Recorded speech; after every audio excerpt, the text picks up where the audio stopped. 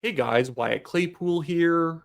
When you look at federal politics right now through the lens that we probably are going to have an election sometime in 2026, Prime Minister Mark Carney and his liberal government's actions start to make more sense. There is a reason they keep signing all these fake agreements with countries other than the United States. There is a reason why they keep saying they're going to fast track a bunch of major projects that are already almost complete and do not need the Liberals' assistance at all. They need points on the board because there could be a federal election in spring 2026 or summer 2026, and they need to pretend they've gotten anything done. Because on the areas where they actually promised progress, nothing has been done, or we are going in the opposite direction. Affordability is going down. The budget was terrible. We have no trade agreement with the United States, even though that was the signature policy promise of Carney. So maybe we can distract people with just a bunch of random announcements. And that's exactly what the Memorandum of Understanding on Pipelines is with Alberta Premier Danielle Smith. Now, Danielle Smith's no fool. She probably knows this Memorandum of Understanding with Mark Carney on pipelines is not actually going to result in a pipeline. She just cannot look like the difficult party because naturally the news media is far more likely to blame her for a pipeline not getting done if she ends up pushing back on Carney's lies than they're blaming Carney for being the liar in the first place. And so she's basically just letting it happen. But we have federal Conservative Party leader Pierre Poilievre calling out Carney for basically trying to fake a pipeline announcement. He's not going to build one.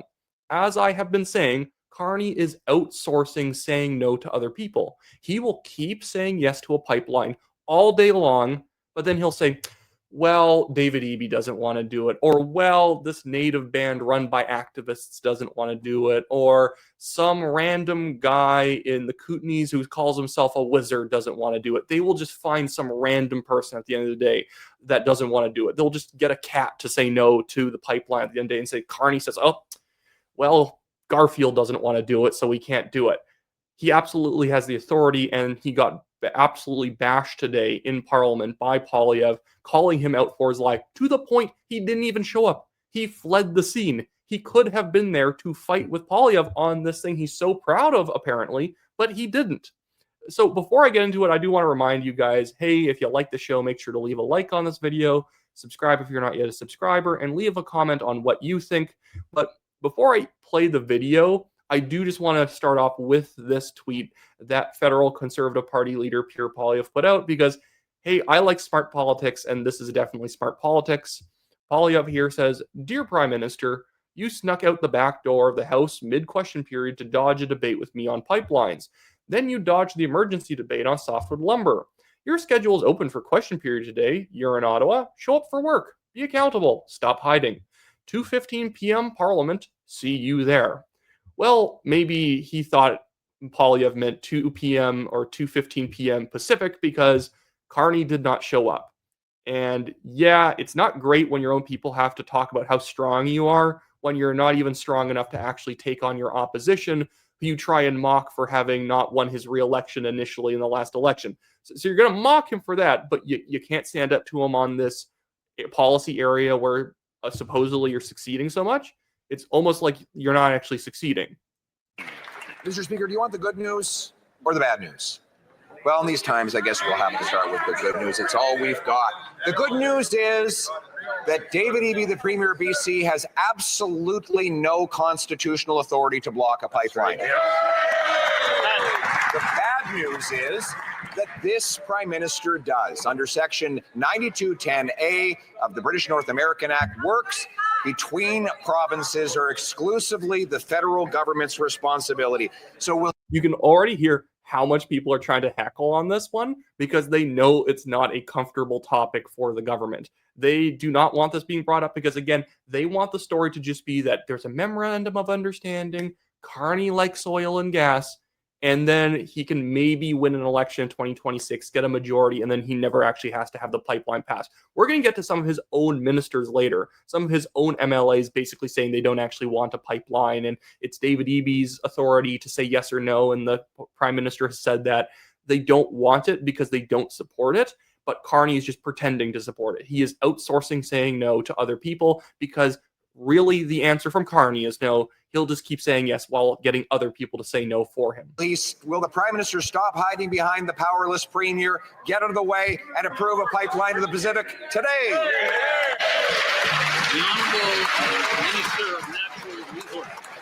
Mr. Speaker, I'd invite the member opposite to buy a ticket to Calgary tomorrow to see how a federal government works with the provincial government to build Canada strong. Leader of the Opposition. Tomorrow, the Prime Minister will wave around in the air a worthless piece of paper that he says that the Premier of BC can veto any time he wants. Here's the political problem he has. Canadians want a pipeline. They know it's the best way to get our resources to market going around the United States of America, but his Keep It in the Ground caucus is standing in the way. Why doesn't he stand up to them and stand up for Canada? The Honourable Minister of Natural Resources. Speaker, maybe the member opposite should explain to Why don't they just say a timeline? Like, honestly, at this point, why not, if you're the Liberal minister and you are actually going to build a pipeline, because let's imagine a hypothetical world where they're serious about doing it.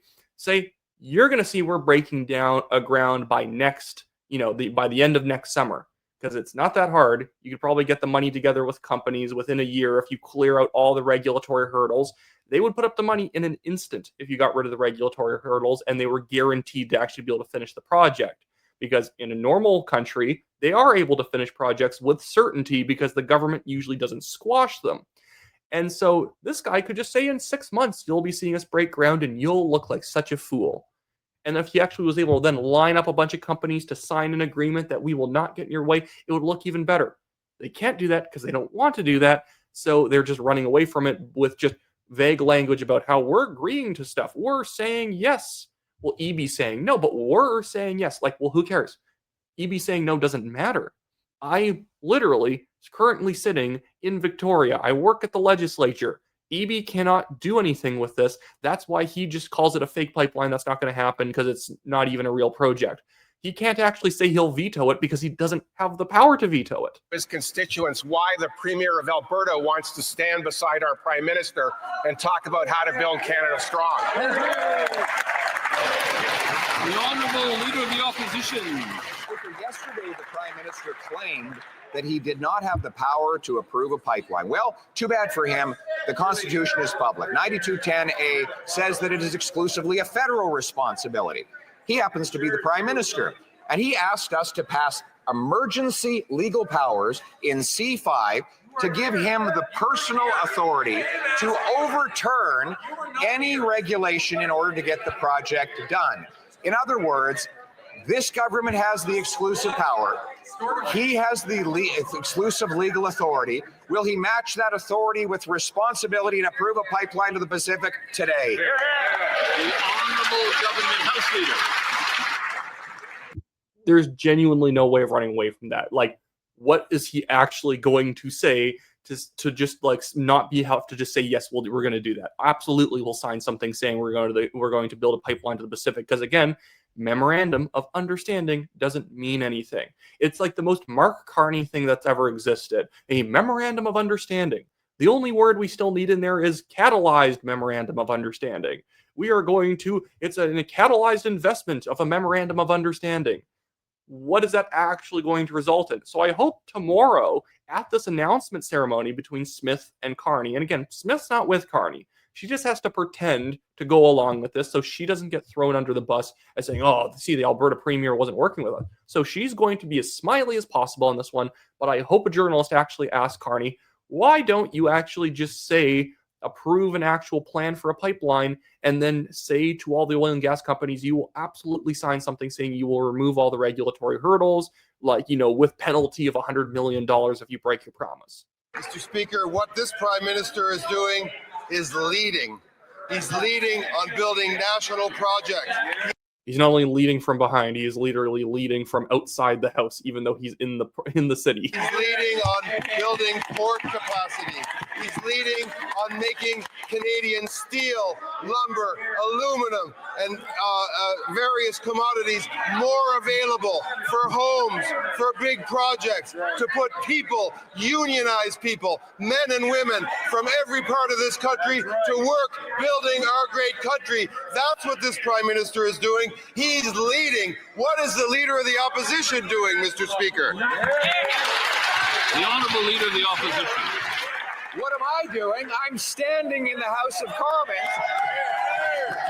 You know, don't set up the opposition leader for a zinger. I think this is like step number one in being the Liberal House leader.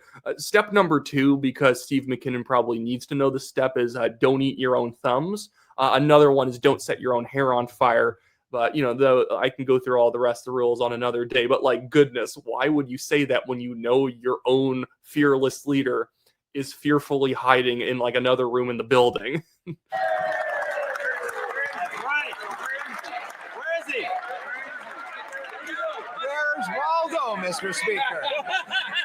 He's hiding. We know he's in the House of. We know that he's in Ottawa today.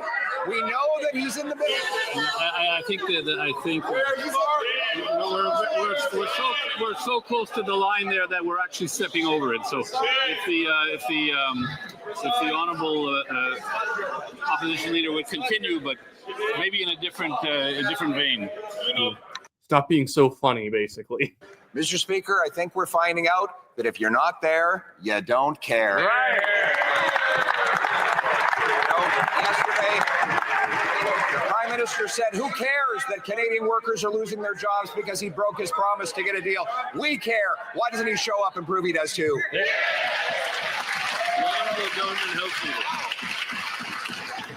I invite the member opposite to buy a ticket and come to Calgary tomorrow and see who cares. Yeah, they actually can't answer a yes or no question on this one because they don't have anything. Like, they genuinely do not have the ability to say yes to a pipeline. They only have the ability to just say yes to, like, the concept of a pipeline, but never actually fully approving of it. But let's go now to this video. This was from a few days ago. This is actually on November 19th, where the media was interviewing Liberal cabinet ministers and MPs from British Columbia on whether or not they will support a pipeline, or will this actually get a pipeline built? J'ai un certain problème avec ça. Can there be an oil pipeline or an MOU with Alberta if BC Premier David Eby is against it? You've heard the Prime Minister, you've heard Minister LeBlanc say a number of times publicly that for any projects to materialize, those projects will have to be made with the accord, the agreement of provinces. So he has confirmed that, yes, they're not going to be building a pipeline because David Eby has to agree to it. And he keeps saying aggressively no. Here, let's go to another guy right here. I don't know which specific MP this is, but I believe he is from BC. They're finalizing an MOU with Alberta about the pipeline. So can you just talk about your environment to us? What do you think about that? Well, I mean, I'm not privy to those talks that are going on. I think what's important is what Minister Hodgson and the Prime Minister said, is that for any projects, particularly I think it's going to be listed on the national project or the major projects list, it's going to have provincial buy-in and Indigenous support. And you can see that the province... See, another one, they're not going to do it. And Coastal First Nations have been very clear. They've had a public binding agreement related to the potential of a Northwest pipeline. So I think that's really important to keep. He's even more clear here that the Liberals are not going to do it, because he basically just said, you know, the province and in First Nations have been very clear. What have they said so far? No. So he's saying no, because the thing is that the Liberal Party actually does have a risk of splitting on this particular issue. It's absolutely pathetic that we're at this point where the Liberals are both running in favor of a pipeline at the same time. They're like literally publicly assuring people it's never going to happen. Constituents in BC and those who York represent to see an oil tanker ban off the coast of BC lifted. I'm in Cape Breton. I know, but are you not? You are also Indigenous caucus chair, right? I am. What do you think that this proposal might go over? Which proposal? To potentially the federal government in negotiating with Alberta, creating some kind of carve out for an oil tanker ban. I'd rather hear from the Indigenous stakeholders before I come up with an opinion on it. I haven't heard much from it. The Chiefs will be around in 2 weeks. I'm sure they're going to give us their opinion on what. Yeah, and he's dodging on that one. I forget that guy's name.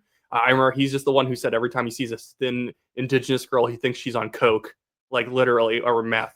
Like a big star right here. The oil taker ban. This is Talib Noor Muhammad from Vancouver. He actually keeps attacking my party leader, one BC leader, Dallas Brody. Completely pathetic and always gets ratioed hard. But let's hear what this Vancouver MP has to say. Michael Lipton. I think if, first of all, I don't deal in speculation. I think the Prime Minister has been very, very clear about the conditions on what would need to be done. I think you've heard my colleagues say that. There has to be Indigenous consent. The province's impact have to be on board.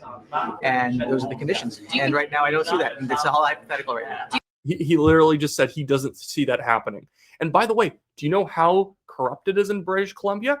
Not only is David Eby saying no for his own reasons, but David Eby, like Carney, is also double outsourcing saying no because he brought in Grand Chief Stuart Phillip to say no. Do you know who Grand Chief Stuart Phillip is related to? BC NDP MLA Joan Phillip. This is how effectively incestuous BC politics is. The same First Nations bands that the government is negotiating with are literally related to members of the government. Insane. But we just let this go on. Anyways, that should be it for this video, guys. Yeah, there's not going to be a pipeline, and I think that the Conservatives should run hard on this issue. I think there's several issues they should run hard on, but Carney being a massive liar and basically running on things that he was never serious about should be a good one. Basically the whole, fool me once, shame on you, fool me twice, shame on me, and basically saying he's fooled us once, let's not let it happen again. Anyways, with all that being said, thank you guys for watching. Like, share, and subscribe, and I'll see you guys next time.